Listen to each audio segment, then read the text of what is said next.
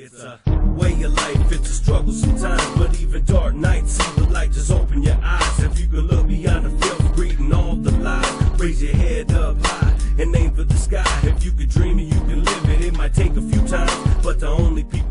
Yo, what's up everybody? It's Stone Fly coming at you one more time with another exclusive interview. And this time, man, I'm taking it way back. I'm going old school on this one, man. This guy has been representing for the Latino community in the hip-hop, and I mean, he's truly one of the real godfathers of Latin hip-hop, because back in the days, all I ever listened to was oldies. But then, you know, back in the days, I was listening to oldies, and we're dedicating the songs to our girls and all that. And when we were heartbroken and whatnot, you know, we couldn't put, you know, hit the road jack and whatnot. So my boy here, Mellow came out with a song, dedicated it to the girls. From there on, we started letting them know how we felt. Mentirosas. What's up, Mellow, man? How you doing, man? I'm good, brother. I'm good. Just keep doing my thing. It's like it's a roller coaster ride that I refuse to get off of. You know what I mean? Yeah, definitely. Now, Mentirosa, was that your first track? Was that your first song? Actually, no. It was about my third song in the industry. The first one was in 1988, 89, 88, I'll say, on Delicious Vinyl Records. It was a Spanish rap called Mas Pingon. Oh, and that's the one that really, I remember that one, definitely. Okay. That's the one that really kicked the door open for not just myself, but really let people hear rap in Spanish. Right. One of the first or two times. I remember the first time I heard a Spanish rap, it was a little rap on a record called Disco Dream by the Mean Machine. That's where I first heard Spanish rap. And then it wasn't until a little bit later, after Mas Pingon released, that I put out Rhyme Fighter, and then Mentirosa was the third one. And that's where I created my own style, really, with the bilingual Spanish and the English, utilizing both languages. Right. To really hook it up for all of us to get in the door. Okay. Now, what is your background? What's your ethnic background? Cubano? I'm Cubano, 100%, 100%. Born in Cuba, born in LA? Born in Cuba. Is that right? There you go. I didn't even know that much, man. Yeah. Okay. So did you guys stop in Florida, or did your family made it all the way to LA and solo then? No. We had to get claimed in Florida, so you always have to stop in Florida, have some family members claim you there, and then you can. They gave us a choice to go to New York, Chicago, LA, or Miami, and my parents, chose LA because of the weather, and they didn't even understand what earthquakes were, but they're like, okay, well, if they happen so spread out, then let's go do it. Right. And we ended up in Southgate, California. Before music, what were you doing? Before music, my passion was baseball, playing baseball. My dad really taught me a lot about the sport, and that's pretty big out there in Cuba. Oh man, yeah, it's like baseball, rolling tobacco, or doing music, Yeah, okay. So that's what it was. And then my father never wanted me to really be a musician, because his father and his brothers were all musicians, and I guess he saw their struggles, you know what I mean?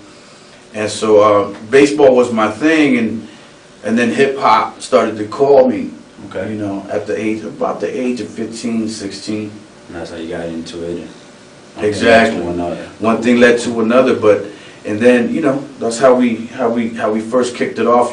Break dancing at the time, with my crew back in those days, the LA B-boys, and that's how I really started to get my feet wet with the whole culture side of hip hop. Okay.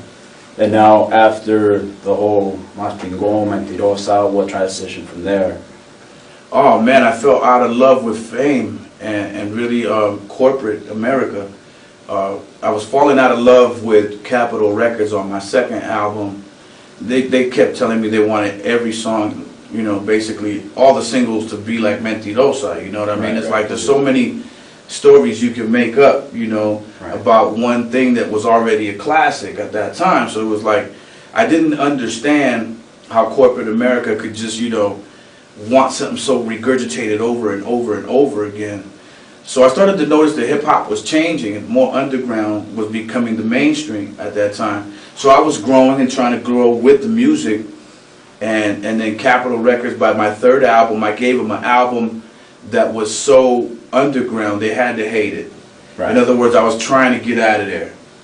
Oh, okay. I was trying to get out of there, Okay. and I did. And at first I didn't understand, you know, how they could just be like, okay, well, if you don't want to, you know, be commercially successful, then you're just pretty much done. If you knew then what you know now, would you have stayed with them? Whew. You know what? I've walked away with my musical integrity, but on the flip side of that is that the money is not the same. Right. You know what I mean? So if you're doing things for the money, then I would have been all right. Right. Obviously, the money wasn't good enough to keep repeating the same song. Right. You know what I mean? It wasn't. If I had a chance to do it over, you know what? Who knows? Who knows? Who knows? Depends on, I guess, what the situation back in the days that you were in or whatnot. Yeah, I mean, and I was comfortable. I was living comfortably. I was doing my thing. I had a lot of good things happening at the time, but it's just when you're trying to grow as an artist, but the label wants you to stay the same, that's when Right. the problems begin. So, what are you currently working on now? I know I met some guys that, I guess they're with your label, you signed them, or whatnot. I met them at that release party you had over on Melrose. Yeah, what I did was, being that I hadn't seen a royalty check from record companies because the economy was changing and the industry was changing quickly, I hadn't seen a royalty check for records that had sold for, I don't know, 7, 8 years, man. And at that time, within that time span, rap really became like a work for hire thing where you'd sign a deal with one label, and if it worked out well, you did another album, and if it didn't, you just more like an independent contractor. So you get a deal here, and then you get that money, and then you finish that record, you turn it in, and you go over here and get another deal from somebody else. They were one-off deals, and you know, people, when it's time to cut checks from a record company perspective, especially an indie label, is they always got an excuse. Right, You know, right. that's their thing. So I said to myself, I need to start my own label, and that's what I did. It's called Iconic Music Group, and I was able to not just sign myself and put myself out, but like you said, I do have some other artists that I'm developing at the same time. Okay. Now, how can people find this label, or is it, you know, can they Google it or get samples of what you're working on? Now, you just recently released an album, right? Right, on my Okay. label. Yeah. Okay. Now, we're going to touch a little subject on that album. I haven't heard the song, but I hear there's some controversy in that. You know, something you want to talk about? You know, what's the controversy about? You know? Oh yeah, no doubt. I mean, I don't have a problem talking about it because I'm not the dirty brother in the. For instance, you know, I think what's most important about what I've learned about the song called "Guilty" that you're referring to is that sometimes family members can be very difficult, you know, especially when they use their, you know, their status or whatever to get away with murder. And in my case with my brother Sendog, you know, it's just ugly like that. He did me way dirty, you know, when I broke up with my ex, he decided to support her in the breakup and not his own blood. So with that, I have a problem with that. Being that where we were raised in Southgate, California, you know, there was hood laws, you know what I mean? There's certain things that we learned at a very young age, East LA, whatever it is, South Central, and one is you back up your family, no matter what. Right, right. And so if, you know, if you have a problem like that and you trying to get away with murder and hope that nobody finds out, you know, you got another thing coming, because if you diss me, you may as well just diss yourself, you know what I mean? Because Right, I'm going to let you know. Karma's going to come back and get you. Karma going to get you. And if you're not as hood as you portray to be on your records, then, you know, I think some certain people need to know that you've just been a fraud, you know what I mean? Claiming this and claiming that you killed so-and-so, you ain't killed nobody. If we're really going to point it out, let's get to the core of the story and let's point everything else out.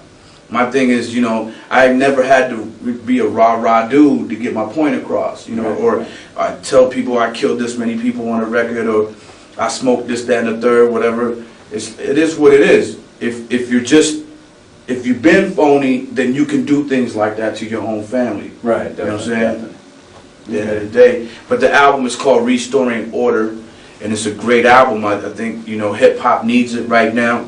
It's out there. You can get it at mellowmanace.com and pick it up, no doubt. Okay. No love. Now, we're here in the studio. I heard you, you know, dropping a little track for a little theme song and whatnot. Tell everybody what you're working on, man. I personally, I loved it, man. I loved it. And at first I got excited. I was like, cool, man, I won't be in this video. But when he broke it down, he told me what it was. I was like, gosh, a little discouraged there. No doubt. I mean, you know what? Right now, I don't even want to play Superstar or nothing with you, Canal. Our lawyers have told us not to really talk about it yet. Okay. Nice. But it's a great situation, and it's something that you know, I could say that the Latino culture needs from a TV perspective, and that's all I'll say. All I can tell you guys is seriously, I mean, maybe, you know, a theme song or something that he's working on. That's right. It is a theme song. But it's dope. I mean, it may be what it may be, but I can guarantee you that even OGs, you know, even the homies that are still riding, their low riders cruising with you and whatnot, they're going to be bumping this, man, because they're going to love it. That's anyway, Mellow, I want to thank you for, you know, taking this time. I know you're busy. I know, you know. No, thank you. Your little one's you, stressing you out right now. You need a cigarette break.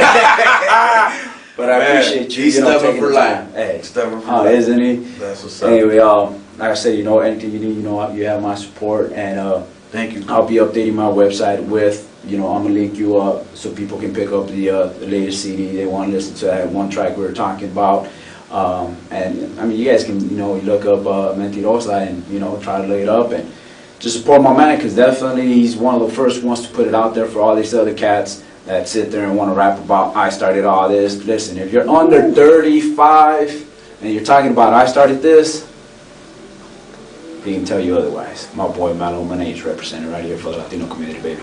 That's what's up. Yo, find me on Facebook, Mellow Man Ace, Twitter, Mellow Man Ace, MySpace, Mellow Man Ace LT. You know what it is. Peace. They say I'm stubborn for life.